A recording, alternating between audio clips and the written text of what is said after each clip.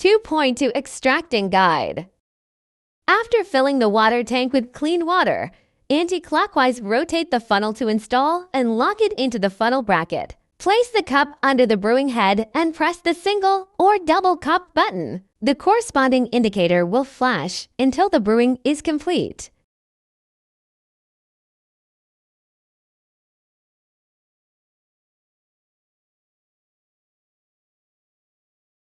Your espresso is now ready. You can place the cup on top of the machine to prevent the coffee from cooling. Wait for about 20 and detach the funnel to clean the coffee grounds to prevent scalds. Press the single cup button to rinse the brewing head.